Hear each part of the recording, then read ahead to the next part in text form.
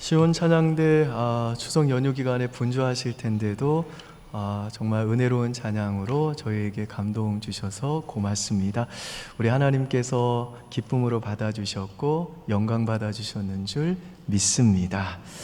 우리 시온 찬양대 다시 한번 박수로 감사의 마음 전하겠습니다. 네, 추석 연휴 기간에도 복된 주일을 또 구별해서 이렇게 예배드리러 오신 현장에 계신 우리 성도님들, 또 그리고 가정에서 예배드리시는 우리 모든 성도님들, 그 가정과 또 일터 가운데 하나님이 주시는 복과 은혜가 가득하시기를 주의 이름으로 축복합니다. 오늘 본문은 이 사도 바울이 이 데살로니가 성도들에게 준 위로의 말씀입니다. 우리 18절 한번 보실까요? 같이 한번 읽습니다. 그러므로 이러한 말로 서로 위로하라. 바울이 오늘 본문에서 이렇게 위로의 말씀을 전한 이유는 뭐냐면 당시 데살로니가 교회 성도들 중에 사랑하는 사람들의 그 죽음을 경험한 신자들이 있었기 때문입니다. 내 부모가, 내 자녀가, 또 내 아내가, 내 남편이, 내 친구가 먼저 세상을 떠난 겁니다.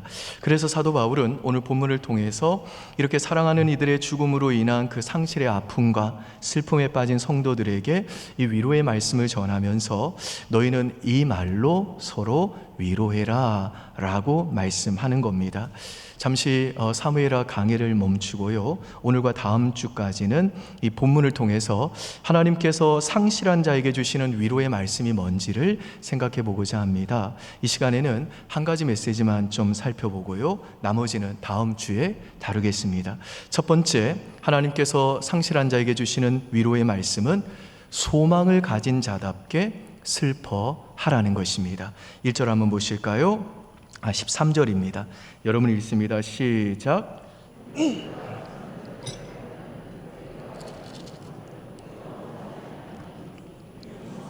다른 이와 같이 슬퍼하지 않게 하려 함이라. 여기에서 이 자는 자들이란 예수 믿고 죽은 성도들을 가리킵니다.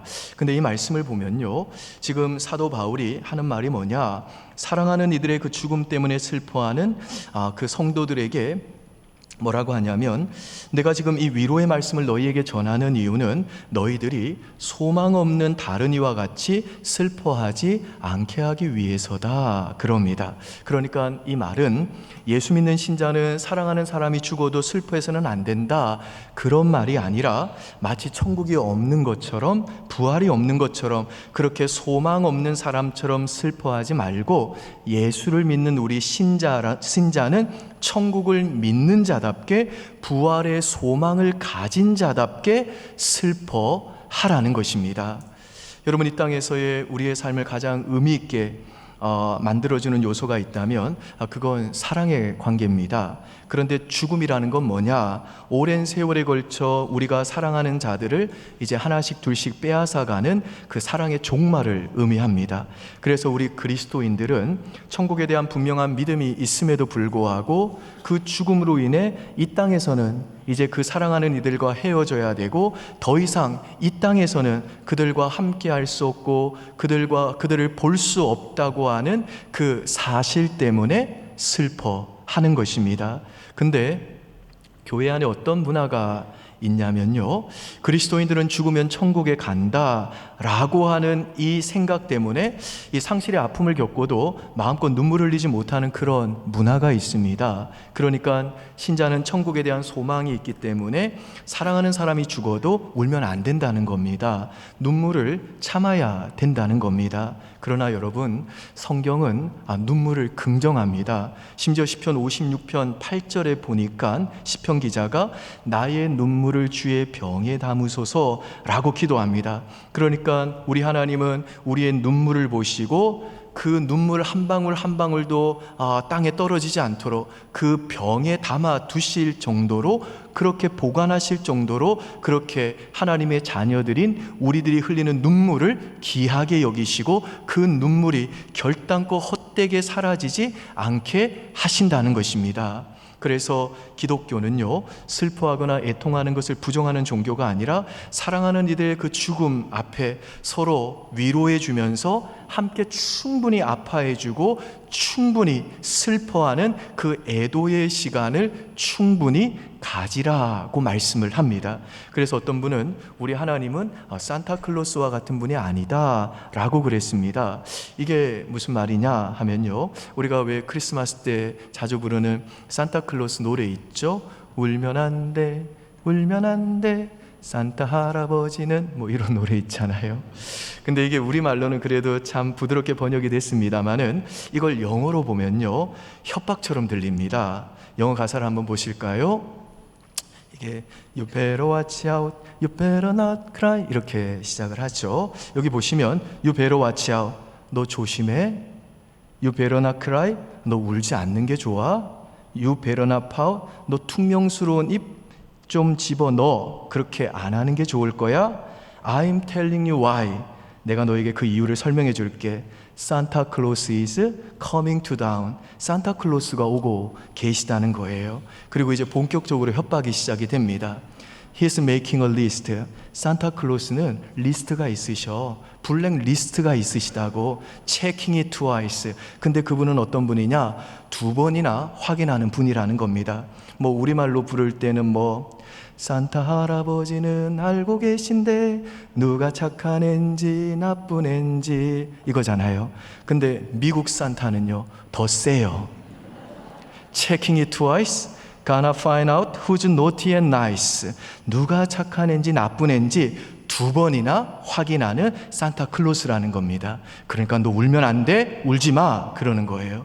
근데 우리 하나님은 이 산타클로스처럼 너희는 죽어도 천국 갈 거니까, 그리고 장차 부활이라는 좋은 일이 너희에게 생길 거니까 지금 슬퍼도 눈물 뚝 그쳐, 울면 안 돼 라고 우리를 협박하는 분이 아니라는 겁니다. 오히려 우리 하나님은 어떤 분이시냐, 우리가 비록 천국에 대한 소망이 있다 할지라도 장차 우리가 그 사랑하는 이를 나중에 천국에서 만나는 그 죄의 그 소망을 가지고 있다 할지라도 사랑하는 이들과 이 땅에서 사별하는 그 상실의 슬픔이 얼마나 큰 아픔인지를 아시기 때문에 너 충분히 슬퍼해라, 너 충분히 울어라, 내가 네 마음 안다 라고 상실한 자들을 위로해 주시고 그 눈에서 흐르는 눈물을 닦아주시는 하나님이시라는 것입니다. 믿습니까 여러분? 아멘. 제가 이전에도 한번 소개해 드린 적이 있는데요, 나는 사별하였다 라는 책이 있습니다. 사별을 경험한 분들이 자신의 그 사별 이후의 경험을 담담히 이렇게 기록한 책이에요. 거기에 보면 이 사별을 경험한 사람들의 그 초기 심리 상태는요, 아주 강한 트라우마를 경험한 사람들과 유사하다고 그럽니다. 그래서 사랑하는 이의 그 죽음을 경험한 사람은 죽음이 자기 안에도 쑥 들어와 가지고 가슴에 구멍이 뻥 뚫려버리기 때문에 사는 것 자체가 굉장히 고통스럽다는 겁니다. 그래서 마치 유령처럼 자기가 있는데 없는 것 같고 살았는데 사는 것 같지 않은 삶과 죽음의 그 경계선에서 사는 상태라는 겁니다. 더 나아가 이 사별자들은 사랑하는 사람을 잃어버린 그 상실로 인한 애통과 그에 따른 다양한 심리적 고통을 겪게 되는데요, 특별히 사별자들은 하나같이 전부 다 죄책감을 경험한다는 겁니다. 그러니까 사랑하는 사람을 지켜주지 못한 게 꼭 내 책임인 것 같고 내가 지켜주지 못했기 때문에 죽었다라고 생각을 한다는 겁니다.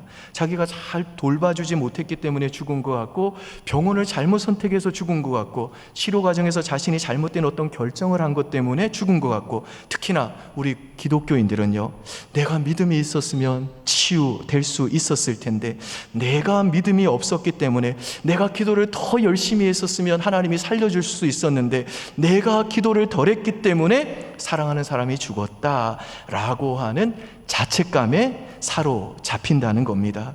그리고 이전에 자기가 잘못했던 일들만 자꾸 떠오르면서 계속해서 이 해환에 사로잡히게 된다는 겁니다. 심지어 이 사별자들은요, 사랑하는 사람이 떠난 이후에 그 일상을 영위하고 작은 기쁨을 누리는 것조차 죄책감을 경험한다고 그럽니다. 예컨대 사랑하는 사람은 떠났는데 내가 이렇게 자도 되나? 내가 이렇게 즐거움을 누려도 되나? 내가 이렇게 맛있는 거 먹고 좋은 거 구경해도 되나? 내가 일상을 이렇게 정상적으로 보내도 되나? 하면서 다시 위축이 되고 다시 그 죄책감에 사로잡히고 다시 고통을 겪는다는 겁니다. 참 안타까운 일이죠. 근데 여러분, 우리는 연약한 인간입니다. 그래서 내가 신이 아닌 이상 사랑하는 사람의 죽음을 내가 막을 수 없다는 거 우리는 인정해야 되는 겁니다. 특별히 우리 신자는요, 내 자신의 한계를 철저하게 인식하고 사람의 태어남과 죽음은 전적으로 하나님의 뜻 안에 있다는 거 믿어야 되는 겁니다. 그렇지 않으면요, 자꾸만 잘못된 이 죄책감과 자책감에 사로잡히게 된다는 겁니다. 욥기 14장 5절에 보면 이 사람의 태어남과 죽음이 전적으로 하나님의 뜻 안에 있다라는 것을 이렇게 표현합니다. 한번 보실까요? 여러분 읽습니다. 시작.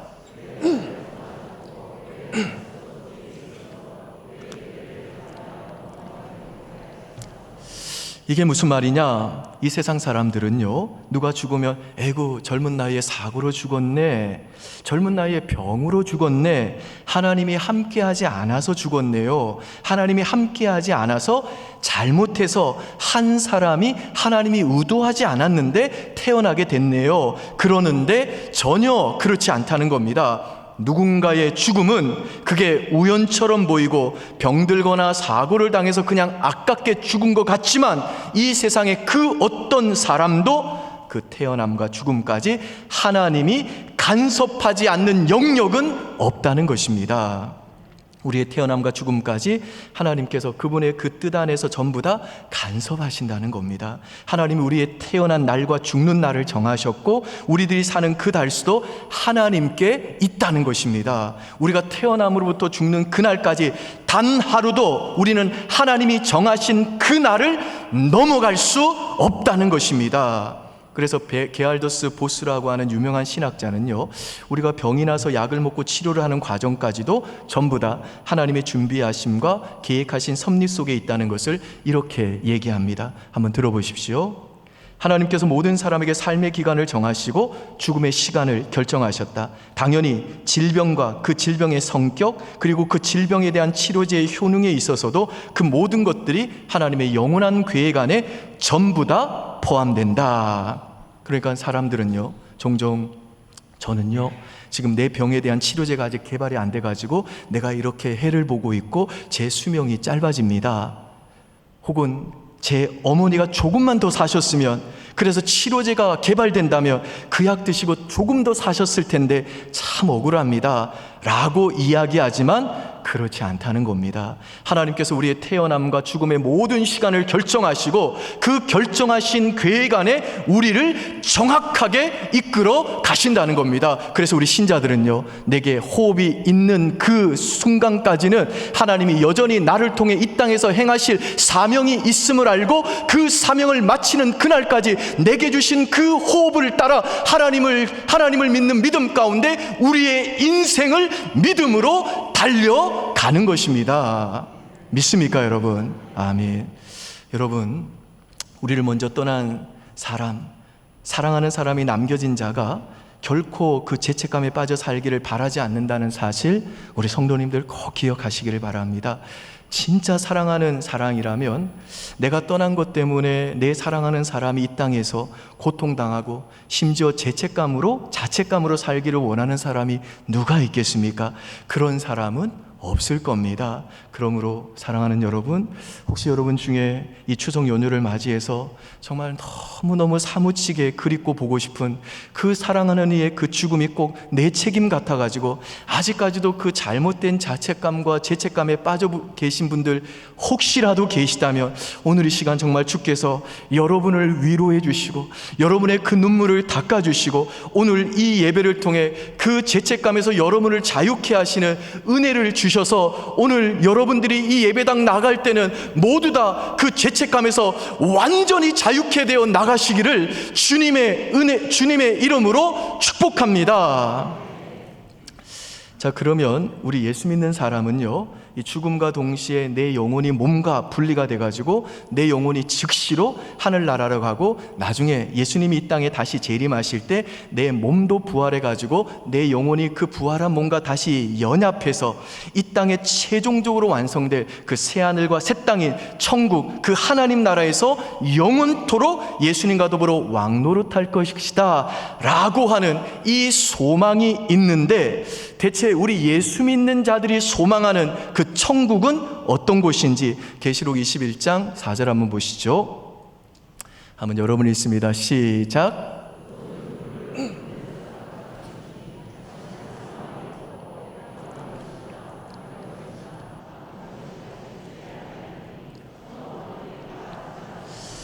자, 여기에 보시면 천국은 사망이 없다 그러죠. 근데 죄의 싹이 사망이니까 천국에 사망이 없다, 이 말은 천국은 죄와 악이 없는 곳이다 그런 뜻입니다. 그렇죠. 더 나아가 이 말씀은요, 천국은 그냥 죄와 악만 없어지는 게 아니라 죄의 가능성, 악의 가능성, 죄를 지을 가능성, 악을 행할 가능성이 완전히 사라지는 곳이라는 겁니다. 그러니까 그냥 악이 사라지는 게 아니라 악을 행할, 죄를 행할 가능성마저 사라지는 곳, 이게 바로 우리가 소망하는 하나님 나라 천국이라는 것입니다. 여러분, 이게 왜 우리한테 소망이 되냐면요, 지금 저와 여러분들이 힘든 게 뭡니까? 지금 내가 돈을 굉장히 잘 벌어요. 그래서 내 삶이 되게 안전합니다. 그런데 그래도 우리가 힘든 이유가 뭐죠? 나에게 다가올 악의 가능성, 내가 사고당할 가능성, 내 자식이 병 걸릴 가능성, 내 노년에 암에 걸려서 내가 자녀들에게 행여라도 짐이 될 가능성은 내가 죽을 때까지 남아있기 때문에 우리는 힘든 겁니다. 그러니까 나는 지금 건강해요. 그런데 왜 안전하지 못하죠? 병에 걸릴 가능성, 사고가 날 가능성이 여전히 있기 때문에 우리 마음을 졸이게 한다는 것입니다. 여러분, 이 세상에서 우리가 살 때 가장 우리가 힘든 게 뭔가요? 내가 사랑하는 사람을 안전하게 지금까지는 지켜왔어요. 그래서 지금은 안전합니다. 그러나 나나 내 가족에게, 내 사랑하는 아내에게, 내 사랑하는 남편에게, 혹은 내 자식들에게, 내 부모님들에게 언제든지 위험한 순간이 올 수도 있다. 교통사고가 날 수도 있다. 천재지변 때문에 우리가 어려움을 겪을 수 있다. 병에 걸릴 수도 있다 라고 하는 이 악의 가능성이 우리의 마음을 힘들게 한다는 것입니다. 우리의 내면의 악도 마찬가지입니다. 내가 죄를 지었어요. 근데 내가 이제 예수 믿고 예전에 짓던 죄를 끊었습니다. 근데도 우리가 평안합니까? 평안하지 않죠. 왜 평안하지 않습니까? 죄를 지을 가능성이 여전히 내 안에 있다는 것을 내 스스로 느끼기 때문에 그런 겁니다. 그게 내 마음을 힘들게 한다는 겁니다. 내가 오늘은 하나님이 은혜 주셔서 잘 참았는데 내일은 내 자식에게 내가 잘 참을 용기가 없는 겁니다. 이게 우리의 마음을 불안하게 한다는 겁니다. 그런데 예수 믿는 저와 여러분이 소망하는 저 천국은 어떤 곳이래요? 다시는 사망이 없는 곳이랍니다. 이 말은 무슨 말이냐? 악의 가능성, 죄를 지을 가능성, 병 걸릴 가능성, 사고 날 가능성마저 영원히 사라진 곳이 바로 천국이라는 겁니다. 그러면 우리한테 드는 질문이 있는데 그게 뭐냐?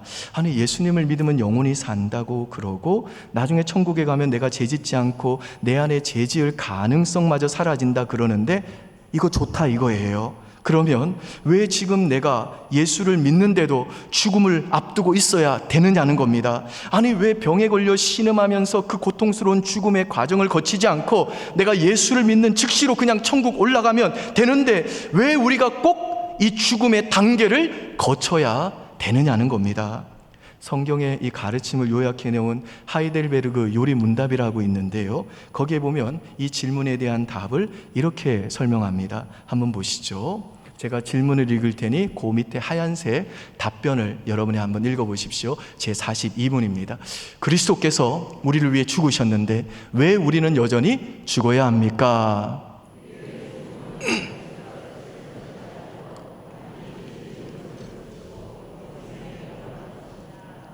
자, 이게 무슨 말이냐? 예수님이 우리의 과거와 현재와 미래의 모든 죄를 짊어지시고 십자가에서 우리 대신 하나님의 형벌을 전부 다 담당하심으로 우리의 죄값을 이미 다 지불하셨기 때문에 예수 믿는 신자들인 우리가 죽는 이 죽음은 내가 지은 죄에 대한 죄값으로 대가로 죽는 게 아니라는 겁니다. 그게 아니라 신자가 죽는 것은 죄를 죽여버리기 위해서, 죄 짓는 것을 그치고 영생에 들어가기 위해서 죽는 거라는 겁니다. 그러니까 우리는 예수를 믿어도 여전히 우리의 몸을 가지고 있는 이상 죄가 영원히 나를 따라다녀야 되는데, 우리 신자는요, 죽음을 통해서 이 몸과 영혼이 분리가 되면서 이제 죄를 지을 가능성이 영원히 사라지게 된다라는 것입니다. 그래서 신자에게 죽음은 무슨 의미냐? 죄의 가능성이 영원히 사라지는 그 천국에 들어가는 시작이요, 출발점이기 때문에 신자는요, 어릴 때 죽던, 나이 들어 죽던, 자연적으로 죽던, 병 걸려 죽던, 사고로 죽던지 간에 우리 예수 믿는 신자에게 그 죽음은 언제나 복이라는 것입니다. 왜 그렇습니까? 신자들에게 죽음은 내가 죄 짓는 일에 마침표를 찍는 사건이기 때문에 그렇습니다. 내가 죄 짓는 일에 마침표를 찍는 거, 그래서 다시는 죄 지을 가능성이 전혀 없는 이 영생의 삶을 시작하는 출발점이 바로 신자의 죽음의 사건이기 때문에 신자에게 죽음은 복이라는 것입니다. 그리고 예수님이 이 땅에 다시 재림하실 때 우리는 부활의 몸을 다시 입게 될 것인데, 그 몸은 어떤 몸이냐? 다시는 죄 지을 가능성이 없는 깨끗하고 순결하고 아름다운 몸이라는 것입니다. 그래서 우리 신자는요, 바로 이 소망을 가지고 사도신경을 고백할 때마다 나는 몸의 부활을 믿사오며 라고 고백하는 것입니다. 그래서 오늘 본문에서 사도 바울이 너희는 소망 없는 자처럼 슬퍼하지 말라고 한 이 말씀은 무슨 뜻이냐면요, 너희는 슬퍼하되 마치 죽음이 그 모든 것의 끝인 것처럼 그렇게 소망 없는 자처럼 슬퍼하지 말고, 이 죽음 이후에 시작되는 그 죄 지을 가능성이 완전히 사라진 그 영생의 삶과 부활의 소망을 가진 자답게 슬퍼하고, 그 슬픔 중에도 이 소망의 말로 서로를 위로하라 라는 뜻이라는 겁니다. 아멘이세요, 여러분? 아멘. 자, 이제 한 가지 질문만 다루고 설교를 마무리하겠습니다. 여러분, 우리가 사랑하는 사람의 죽음으로 인해 이 상실감의 아픔과 슬픔을 느낄 때, 혹은 내가 사랑하는 사람과의 이혼을 통해 관계의 상실을 느낄 때에, 혹은 내가 꼭 이거 가지고 있어서 좋았는데 그 돈을, 나를 지켜줬던 그 돈을 어떤 잘못된 선택으로 잃어버린 그 재정적인 상실 때문에 그런 아픔을 느끼고 있을 때, 하나님은 나의 이 상실의 감정까지도 이해하시고 이 상실의 과정에서도 일하고 계신다라고 우리가 확신할 수 있는 이유가 뭘까요? 왜냐하면 하나님은 상실의 감정을 느낀 분이시기 때문입니다. 여러분, 예수님이 십자가에 못 박히셨을 때 만약에 하나님이 그 인간의 고통을 느끼지 못하시고 상실의 감정을 별로 중요하게 여기지 않는 분이라면요, 야, 나에게는 내 사랑하는 아들 죽는 거 별일 아니다. 어차피 내 아들 죽었다가 다시 부활할 건데 뭐, 야, 부활 있는데 뭔 걱정이야. 어차피 부활할 걸 아니까 나는 십자가에 내 아들 매달려도 슬프지 않아. 괜찮아. 라고 그러셨을 겁니다. 근데 우리 하나님은 그렇게 하지 않으시고 그 사랑하는 아들이 십자가에 죽으셨을 때에 어떤 초자연적인 이 자연이 이 초자연적인 방식으로 어떤 변화를 일으키셨는지 누가복음 23장 44절 보시죠. 같이 읽습니다.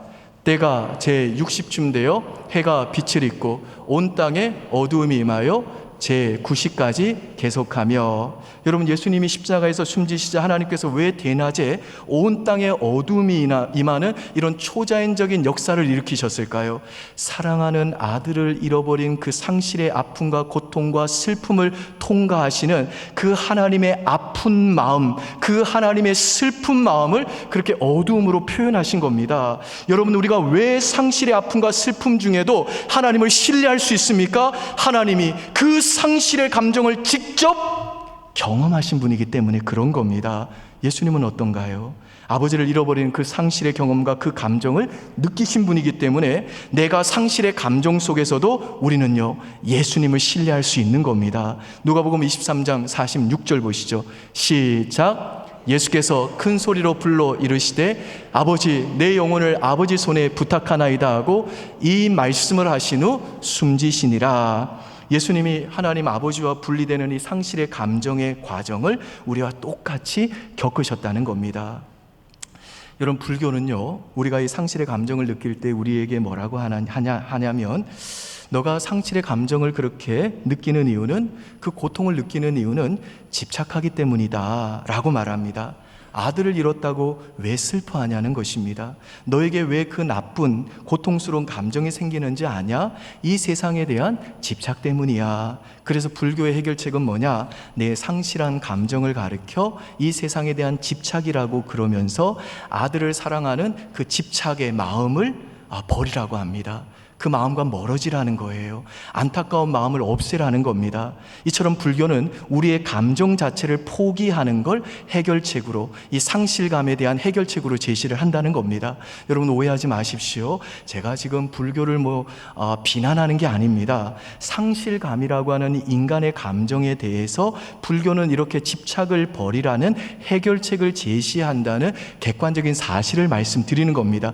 그런데 기독교는 절대 그렇지 않습니다. 우리가 십자가를 볼 때 우리가 알 수 있는 게 뭐냐? 하나님은 감정이 있으신 분이다. 그래서 하나님은 사랑하는 사람의 죽음으로 인한 나의 이 상실감을 아시는 분이고, 내가 이 땅을 살아가면서 내가 소중하게 여겼던 것들 상실했을 때에 내가 통과하는 그 감정의 과정을 절대로 필요 없게 내버려 두시는 분이 아니다라는 걸 확신하게 되는 겁니다. 그래서 우리는 십자가를 볼 때마다 내 감정이 존중받고 있구나. 하나님이 내 감정을 존귀하게 귀하게 여기시는구나. 하나님이 내가 기분 상하는 것을, 내가 상실감으로 힘들어하고 고통스러워하는 걸 함부로 건드리시는 분이 아니시구나. 하나님은 감정을 아시는 분이구나 라는 걸 알고 그 하나님의 품을 파고들고 하나님의 위로를 받을 수 있는 것입니다.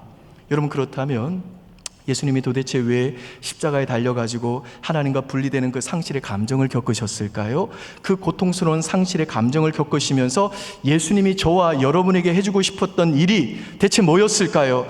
예수님이 그렇게 십자가에서 상실의 감정을 겪으시면서 저와 여러분에게 해주고 싶은 게 뭐냐? 저와 여러분의 인생에 가장 큰 상실을 막고 싶어졌던 겁니다.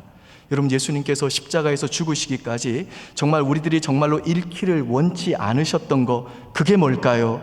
저와 여러분이 하나님을 잃어버리는 거. 예수님이 그거 막고 싶었다는 겁니다. 하나님을 잃어버리는 상실, 그게 우리 인생의 가장 큰 불행이요 가장 큰 저주인데, 우리 예수님께서 우리가 받아야 될 그 저주를 담당하심으로 우리로 하여금 하나님을 상실하지 않게 하시기 위해서 십자가에서 하나님을 잃어버리는 상실을 경험하셨다는 겁니다. 그래서 예수님은 십자가의 죽음으로 인해 하나님 아버지를 잃어버렸다는 겁니다. 그리고 하나님 아버지를 잃어버리는 그 상실의 아픔과 고통과 슬픔의 감정을 고스란히 겪으시면서 저와 여러분들이 우리 인생의 가장 중요한 분이신 그 하나님을 잃어버리지 않도록 천국과 부활과 영생의 길을 우리를 위해 열어주셨다는 겁니다. 그래서 여러분, 우리들이 십자가를 바라볼 때마다 내 인생에 일어난 일을 어떻게 해석할 수 있느냐? 나는 내 인생을, 내 미래를 어떻게 확신할 수 있느냐? 내 인생의 가장 큰 상실은 하나님을 잃어버리는 거였구나. 근데 나의 가장 큰 상실을 막아주기 위한 예수님의 상실이 있었구나. 그리고 하나님께서 그 아들의 죽음을 통해서라도 내가 내 인생의 가장 소중한 분이신 그 하나님을 잃어버리는 그 큰 상실을 경험하지 않게 하실 정도로 그렇게 나를 사랑하시는 하나님이라면, 그분이 내 하나님이시라면, 그분이 내 아버지시라면 내 인생에서 일어난 일이 다 이해되고 설명되지 않지만 이제 내가 한 가지는 확신할 수 있겠다. 내가 소중하게 여겼던 그 모든 것들을 상실하는 그 순간에도, 심지어 내가 사랑하는 이의 죽음으로 인한 상실의 아픔과 고통을 경험하는 그때에도 이건 나를 향한 하나님의 형벌이 아니고, 또한 이건 하나님이 내게 소중한 걸 빼앗아가기 위함도 아니고, 하나님이 이 상실을 통해서도 내 삶 속에 일하시고 이 상실마저도 내 유익함이 되도록 역사하시겠구나 라는 이 확신을 가지고 우리의 인생을 새롭게 해석할 수 있고, 이 상실 중에도 우리는 하나님을 신뢰할 수 있다는 것입니다. 믿습니까 여러분? 아멘. 사랑하는 여러분, 하나님을 잃지 않도록 저와 여러분을 위해 자신의 아들의 목숨을 내어 주시기까지 우리를 사랑하신 하나님께서 저와 여러분의 그 상실 속에서도 분명히 우리를 지켜주실 겁니다. 그러므로 사랑하는 여러분, 먼저 이 세상을 떠난 사랑하는 가족에 대한 그 사무치는 그리움 때문에 뭔가 지금 내가 잘못된 선택으로 이 돈에 대한 상실을 했고, 사랑하는 사람과의 이별을 통해서 사랑하는 사람과의 그 관계의 상실을 해서 너무너무 이 추석 명절이 왠지 모르게 서글프고 외로우시다면 하나님 앞에 그 상실의 감정을 토해내시고 마음껏 슬퍼하십시오. 그리고 슬퍼하시되 그 상실 속에서도 여전히 여러분을 위로하고 지켜주시고 그 상실을 통해 새롭게 여러분의 인생의 길을 열어가시는 이 하나님의 일하심을 믿고 죽음마저도 복이 되는 영광스러운 신자의 삶을 여러분에게 허락하신 이 하나님의 은혜 찬송하면서 천국과 부활과 영생의 소망을 가지고 서로 위로하면서 여러분에게 주어진 그 인생길 당당하고 자신감 있게 걸어가시기를 주의 이름으로 축원드립니다. 아멘. 기도하겠습니다. 아버지 하나님, 우리는 예수를 믿고 이 땅을 살아가는 복된 자들이지만 여전히 우리가 이 몸을 입고 있는 이상은 이 땅에서의 상실을 피할 수가 없습니다. 때로는 나를 지켜줄 것만 같았던 돈의 상실을 경험할 때가 있습니다. 때로는 이 남자 아니면 안 된다, 이 여자 아니면 안 된다 했는데 그 남자와 여자와 헤어지는 관계의 상실을 경험할 때가 있고, 이 사람이면 평생에 나를 보호해주고 내가 행복하겠다 해서 내가 기도하며 결정했던 그 남자와 여자와 그렇게 이혼하는 그 이혼의 상실감을 경험할 때도 있습니다. 뿐만 아니라 무엇보다도 마지막 우리 인생의 가장 큰 적인 죽음 앞에서 우리는 사랑하는 사람들과 더 이상 함께하지 못하고 이 땅에서 이별을 경험해야 되는 상실의 큰 아픔과 고통을 경험할 수밖에 없습니다. 그런 저희들 오늘 하나님이 긍휼히 여겨주시고 오늘 이 위로의 말씀으로 위로해 주시니 감사를 드립니다. 우리로 하여금 하나님을 잃어버리지 않도록, 하나님을 상실하는 그 저주를 받지 않도록 이미 우리를 위해서 하나님을 잃어버리신 그 상실을 경험한 예수 그리스도의 십자가를 통해 그 하나님의 사랑을 다시 한번 기억하게 하시고, 그렇게 나를 사랑하신 하나님이라면 이 상실의 과정에도 하나님의 뜻이 있고 이 상실을 통해서도 하나님이 일하실 것을 믿고, 우리 사랑하는 성도들이 이 상실의 아픔 중에도 끝까지 하나님 신뢰하고 주어진 인생길 당당히 자신감 있게 걸어가도록 은혜 내려 주시옵소서. 뿐만 아니라 죽음마저도 복이 되는 영광스러운 신자의 삶을 우리에게 허락하신 그 하나님의 은혜 날마다 찬송하면서 천국과 부활과 영생의 소망을 가지고 상실의 아픔 중에 있는 자들 서로 위로하면서 그렇게 우리에게 주어진 인생길, 주님이 부르시는 그날까지, 하나님이 우리에게 호흡을 허락하시는 그날까지 하나님이 맡겨주신 그 사명 끝까지 완수해내고 그렇게 하나님 앞에 서는 우리 모두 될 수 있도록 은혜 내려 주시옵소서. 감사드리며 예수님 이름으로 기도합니다. 아멘. 우리 다 함께 자리에서 일어나셔서 하나님께 찬송하시겠습니다.